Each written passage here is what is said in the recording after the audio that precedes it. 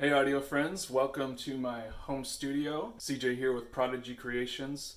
Just wanted to give you a quick tour of my home studio just to kind of show you if you're interested in making music or mixing music, anything like that. I just want to show you it really just doesn't take much. You may think like music production or mixing music requires you to have, let's say, like an analog mixer or just expensive stuff that almost no one can afford.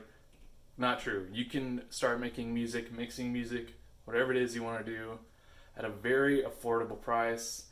And yeah, I just want to show you how realistic it is for you to do that, because I kind of do it all. I like to record music and mix music, and I do it all in my bedroom.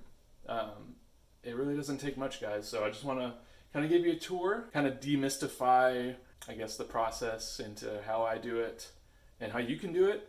And I also want to throw in this disclaimer. I am blessed and I'm thankful to have a lot of instruments and, plugins and hardware, but honestly, most of it is just wants, not needs. Really, if it came down to it, I could make a song all within my recording software. That's truly all I really need, especially if you're just getting started. I highly recommend you to learn your DAW, your recording software, and just play around with it, get familiar with it. Then once you've gotten that down, then you can start to look at other things. So, yeah, let's take a tour. All right, guys, I'm in my living room currently, walking into my home studio.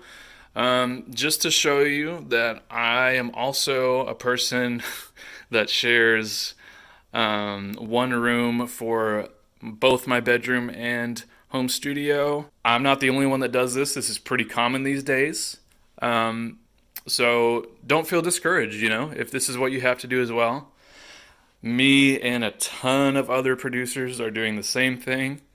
You just gotta work with what you got sometimes. I definitely do want these. I definitely want my bedroom and my home studio to be separated at some point, and I definitely strive for that, but currently can't do it. So I'm just making the best of it, So anyway, first of all, if you're watching around the time I uploaded this, I wish you a happy holidays. We got to get in the spirit after this year. My goodness. Anyway, let me start with the main substance of what I work with. This is my recording and mixing space. And as you can see, I've got Ableton pulled up just to look pretty.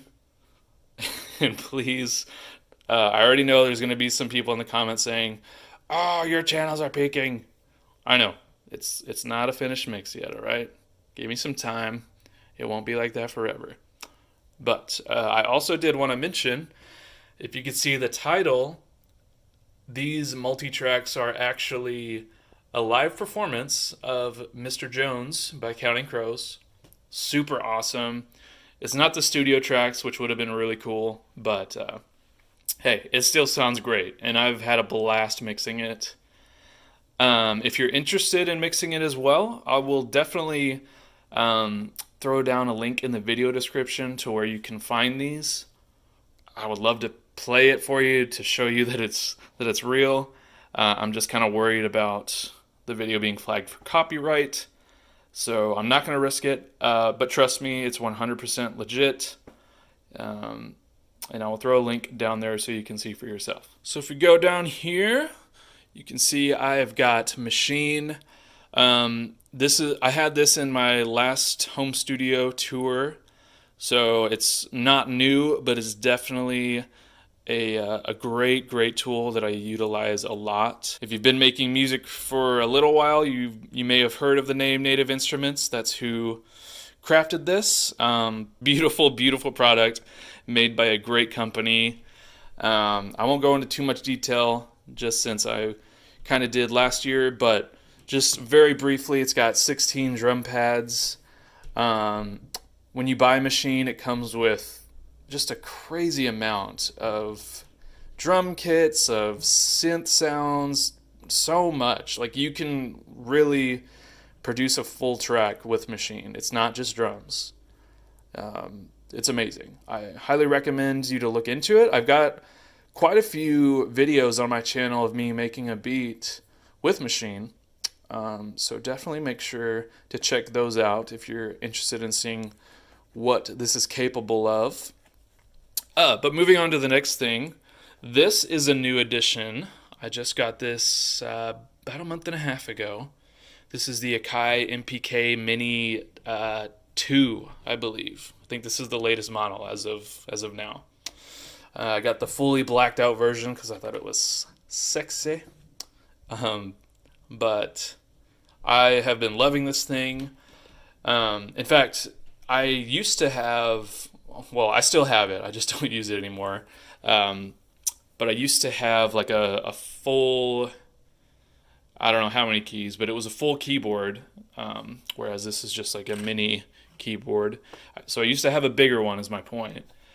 And it was definitely nice having all those keys, having all the range.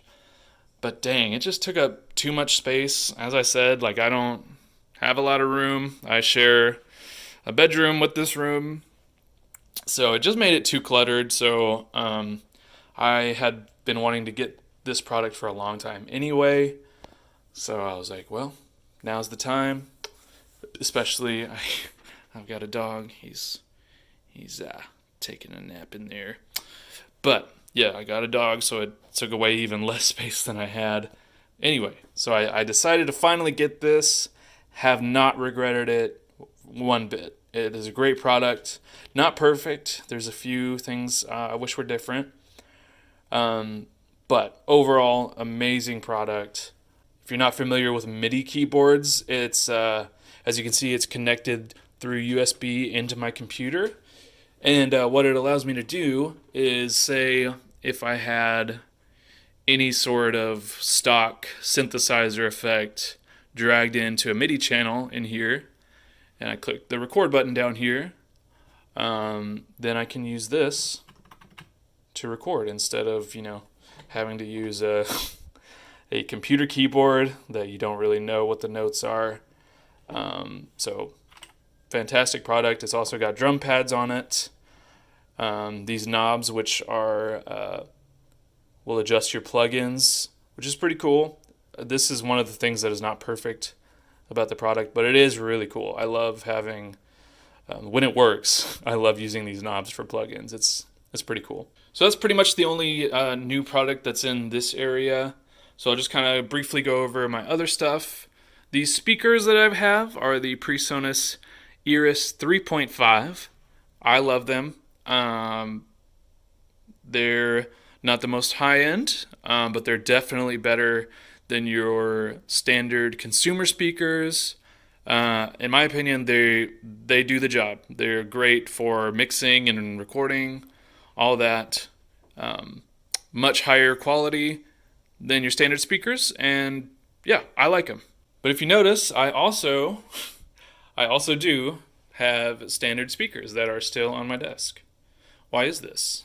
So the reason for keeping these is for the mixing process, pretty much. So when I am doing the mixing process, I'm definitely utilizing the Presonus speakers, but it doesn't mean that these standard, not so great speakers aren't beneficial, because by keeping a pair of these, it's like a constant reminder of, hey, listen to it with these speakers so that you can have a better perspective of what your audience is hearing.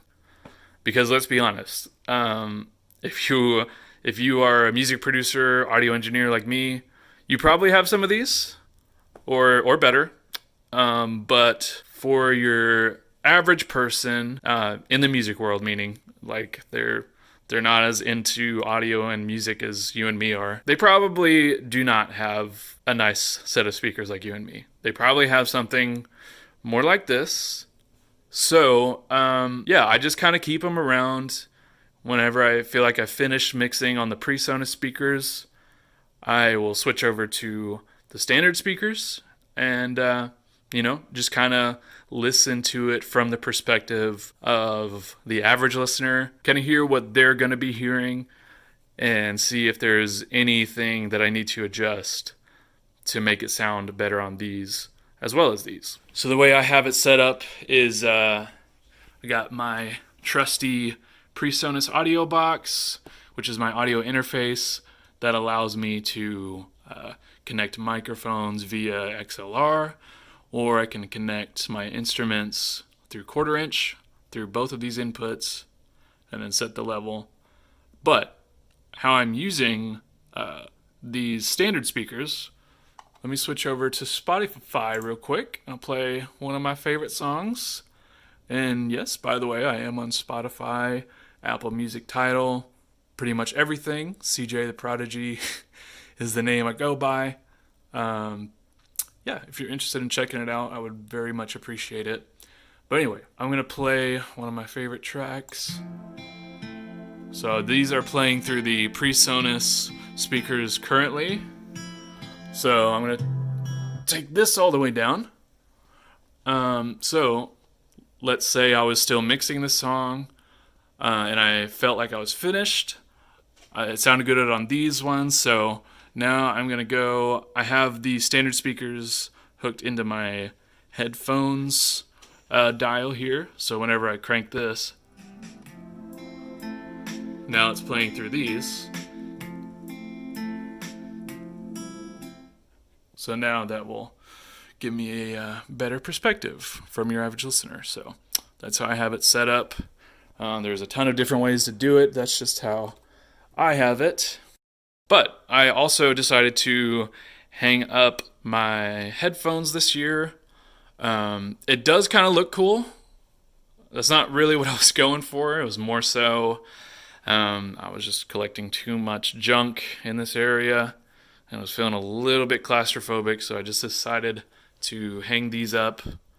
But man, what a decision it was, because I love the way it looks, and it freed up space, so killed 2 birds with 1 stone. But these are my trusty Audio-Technica ATH M40X headphones. I can't praise these headphones high enough. I use them constantly. Definitely way more than these, which are the Sennheiser HD 201s. They're okay, but as far as sound quality and loudness, these ones are way better, and love them. I think I bought them 4 years ago now or so, and they're still holding up. They still sound great. The inside right here of the earmuffs getting a little bit worn out, but I mean, you can't really help that. That just comes with age. But nonetheless, 4 years, still running. Highly recommended if you're looking for headphones. I will definitely throw a link to where you can find those as well. And I'll go ahead and throw links to all of the products that you've seen so far in the video description as well, in case you're interested in checking out any of them. So yeah, I got my headphones hanging up here. Obviously, these are just personal. When I'm going on a walk or whatever, I'll bring those with me. And then I also hung up my 1/4 inch guitar cables. So yeah, frees up a lot of space. I love it. So obviously, if I have guitar cables, I must have guitars. And you would be right. There is my guitar collection. As you can see, I definitely need a guitar stand. So I'll probably have one by next year's video. But I'll just go briefly over my guitars. This is my newest guitar, not as far as when it was made, but when I got it, this is my newest guitar. It's a Washburn acoustic guitar. Supposedly belonged to some country star. I don't even remember who it was. But I can't verify that. But supposedly, that's where it came from. And then it was gifted to my sister, and then she gifted it to me. So, thanks, sis. I also have an Applause brand acoustic guitar right here that was given to me by my uncle. So shout out to my family, man, for supporting my interest, for sure. Over here, I've got my very first electric guitar that I ever bought. I'll probably never throw this thing away, even though it hasn't really aged well. Or throw away, I should say sell or whatever. I'm never getting rid of it, that's the point, since it was my first. But yeah, it's hasn't really aged well, and it is a Squier, so it's not the highest quality guitar as far as the parts it was made with and all that.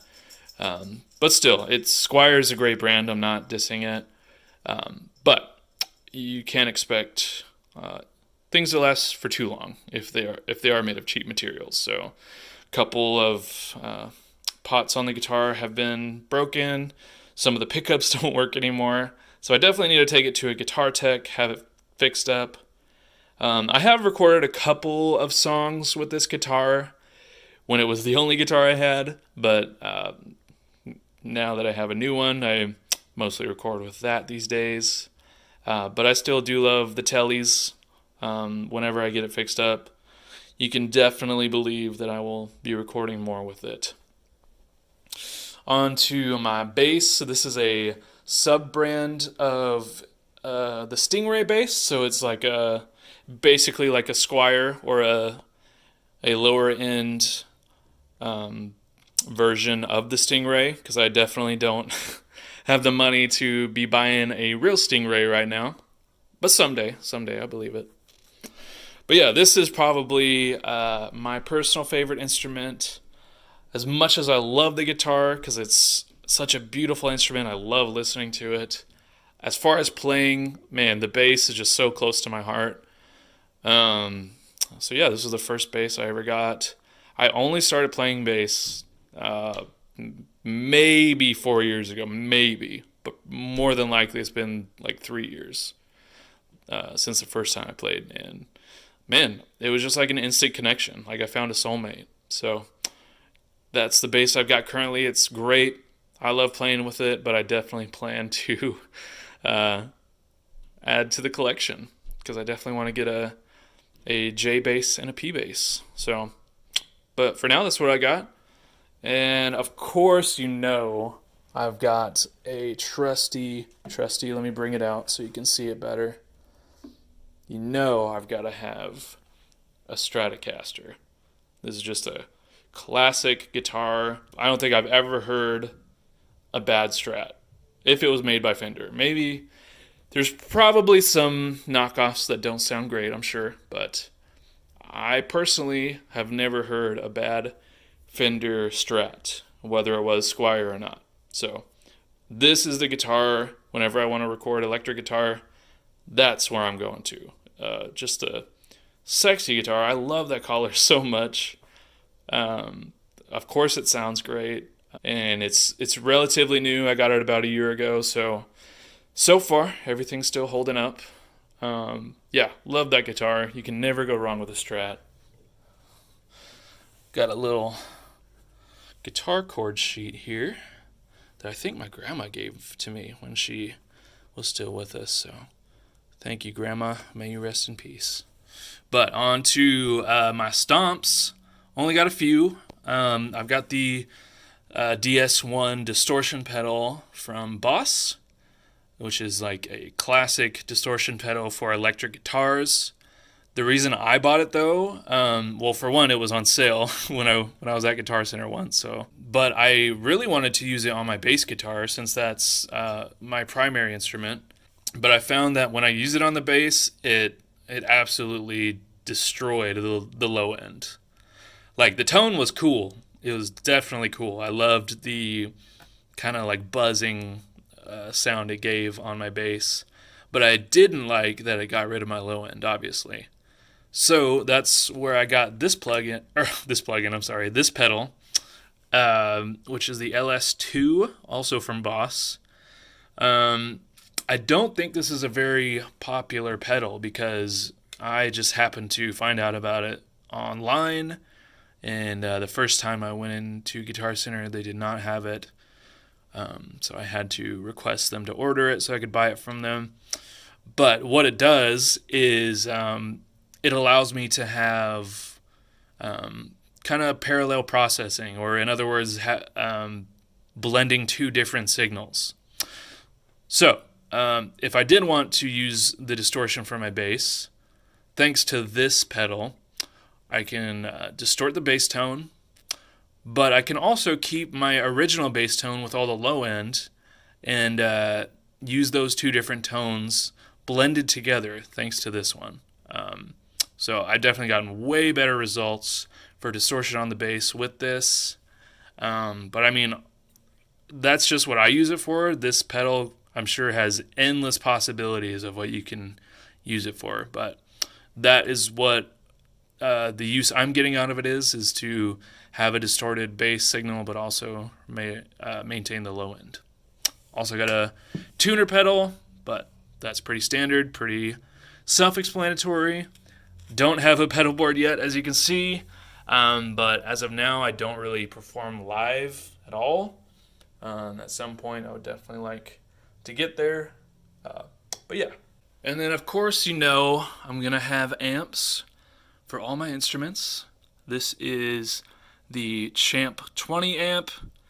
Pretty standard, cheap amp for electric guitar, but it's cool. I like it. I don't play guitar a ton. I mostly play bass these days, but it's got some cool effects on here. You got different voices you can go through, change the tone of your guitar.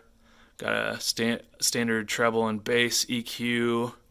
But you've also got some effects that you can go through here, like reverb, chorus, flange, delay. It's got a few things on there, so it's pretty cool, if you're just wanting to jam out on a guitar and just have some fun.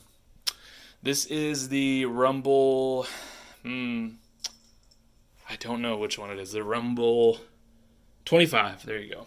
So, perfect for rooms of my size.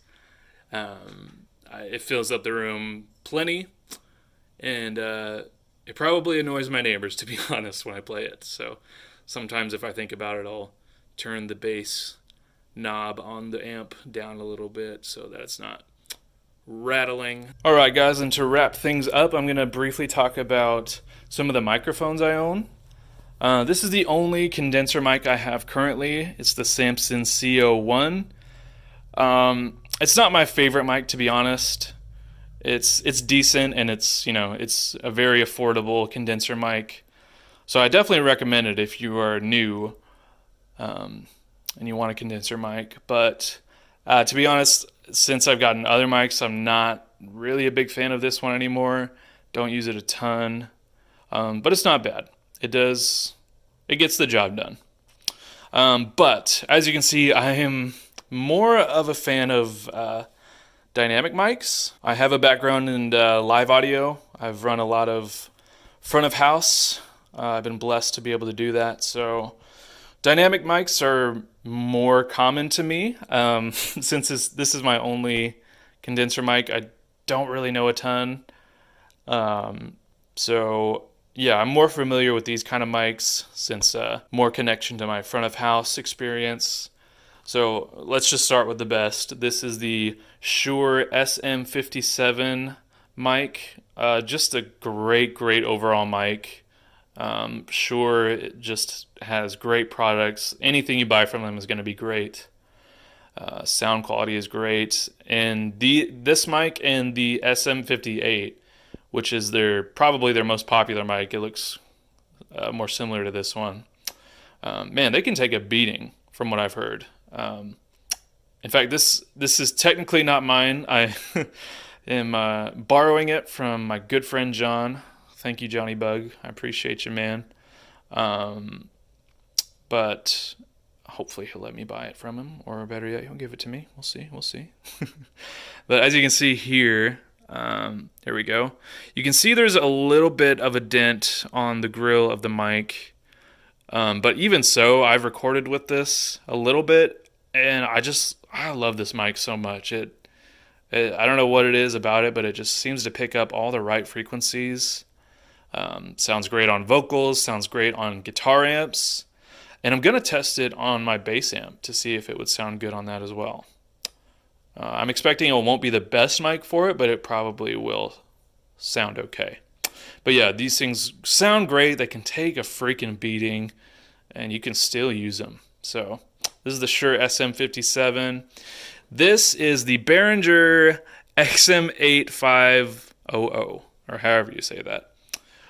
This is kind of like I mentioned, it's similar to the Shure SM58, which I definitely plan to get soon as well. But yeah, this is like a poor man's SM58, I suppose. It was only $20, 20 or $30. I don't want to say for sure it's 20, but somewhere in the $20 to $30 range. And I honestly really, really enjoy this mic. Whenever I get an SM58, I plan to do like a mic shootout video where I record with both this and the SM58. But until then, this mic has definitely carried me over. This is the mic I normally record with whenever I am shooting a video and recording my voiceover.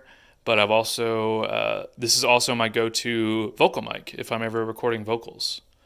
But I don't know, now that this is in the mix, that might not be the case. But anyway, it is a great mic. I do enjoy it. Yeah, great sound. Maybe like a little bit too much in the high mids it records, but that's easily fixable with EQ. So I think it's a great mic. I really do. And it's very affordable, so I would highly recommend it.